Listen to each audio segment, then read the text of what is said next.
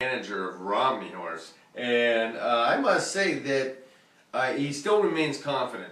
The manager there felt that this was a team that was going to start to gel around week 6 or 7. That's when all the running backs coming to start getting their legs under them. Trent Richardson being a rookie, starting to go. Ryan Matthews being hurt with the clavicle break.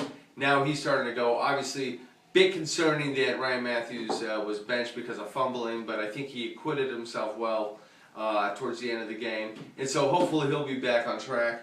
But when I look at this team, I look at the way this manager plugs and plays quarterbacks like some gypsy in the night. You know, just wonderful. It's not luck, folks. It's talent. This guy knows how to read quarterbacks. He knows what quarterbacks are thinking. And really, he knows what quarterbacks looking for weaknesses in those. I think Romney Horse, formerly Boone Humper, formerly I Want John, and formerly the Playful Pickle, they know quarterbacks. They're more comfortable plugging and playing quarterbacks than drafting a quarterback higher than the 12th round. I got to say one more thing about this team. It is our number 2 team, so we'll take a little more time on this team. This team has got a staple of wide receivers, starting with Brandon Lloyd, Percy Harvin, Deshaun Jackson, Reggie Wayne, and Denarius Moore. It's probably going to come on real strong towards the end of the season. And he probably had the pick of the draft in picking tight end Martellus Bennett, who, even though we had an off game last game, it's going to be solid for the whole year. I think they set a record for drafting the slightest of receivers. As far as I think they're all about the same. But they catch the ball, don't they? Yeah. I think what I don't like about this receiver core is where are the touchdowns? These mini receivers catch the ball and run all around the field like little buzzards. Well, but they never make it into the goal line. Well, let's just put that baby to rest. Brandon Lloyd kind of touchdown pass. Percy Howard ran in the league by our power rankings this week. Peaceful Warriors. You know, it's funny on the draft day. Yahoo rewards Morning Wood as the best draft. Yet he's 0-4. Peaceful Warriors just consistently putting up 150 points. They're 4-0. They've got 4 quality running backs on their team. The wide receiver core could be one of the best in the league. And then, of course, they just plug Gronkowski in every time. They haven't had double digits by their quarterback in 3 weeks. They don't need it. Now they got the Arizona defense giving them double digits points. This is a team that's built to last. That's your champion, folks. They might go undefeated. Well, I think that I would probably flip in my rankings. Probably have LI4W as number 2. Romney Horse is number 1 with Peaceful Warriors number 3, and I'll tell you why I feel that way.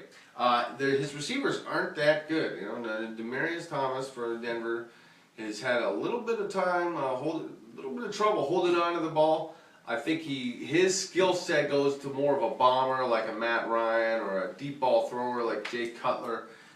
You know, Peyton Manning is an intermediate route runner or a passer now. He can't throw the deep ball. Demaryius Thomas is out of his league.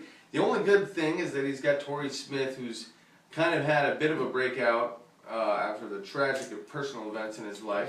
But is he going to keep it up? I don't think so. And Antonio Brown should be solid. Antonio Brown. I mean, I don't see a flaw there. I see all young, second, third-year players on the rise. Oh, and then Peaceful Warriors cannot seem to pick a quarterback to save their life. He obviously lacks that talent, that ability to judge the gunslinger. Well, it hasn't been an issue yet. I think now we get into the bye weeks, you might see a quarterback fall here or there, and I think beyond, if you look at his running backs, really, I mean, Stephen Ridley is not going to be an every week play. You can't rely on I think Stephen he does. Ridley. He plugs and plays with C.J. Spiller, though, based on that. C.J. Spiller with Fred Jackson back? I don't know about that. What about our matchups this week, bud? Let's wrap let's jump right into it, everybody, because this is going to be a very interesting week. This is week number 5. And what we have seen, John, is a lot of teams, or Bud, is a lot of teams are 2-2. Yeah. And I think one of the highlight matches of that 2-2 is the Mofos taking on the Goods. Both teams are 2-2. And Mofos from the Central, Goods from the Eastern Division. What are your thoughts? Yeah, I mean, you've got 7 2-2 teams. We said it before the show. Besides, you know, the Morning Wood and the Fire-Spitting Jimmies, everyone's kind of bunched in there looking for an identity. This is a critical week. I would say this week and next week to see what these teams really are. you're right, this Mofo's Goods matchup, is that what it was? It is. Yes. Both teams 2-2. Critical. These 2-2 teams go at it, and someone's going to be under 500, and someone's going to be on the rise. Yeah, I would say, and looking at it, I always say the Goods are the bads, and the Mofos are the middling team. Well, looking at it from a very brief look, I gotta give the push towards the Mofos. I still think that the Goods are the bads. Let's get to our rotten egg matchup of the week. The Fire Spitting Jimmy's taking on Morning Wood. We don't have our projections in front of us. It's too early to tell, but Fire Spitting Jimmy's are 1-3. They put up 88 points this last week. Morning Wood is 0-4, and both teams just suck. Yeah, no, I mean, if Morning Wood can get a healthy kicker, they may break 100. This game smells, I think it's two teams going in the wrong direction.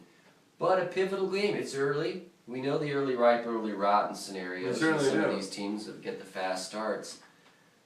These teams aren't out of it yet. Morning Wood wins here. They're tied there with the Jimmy's with the same record. Mm-hmm.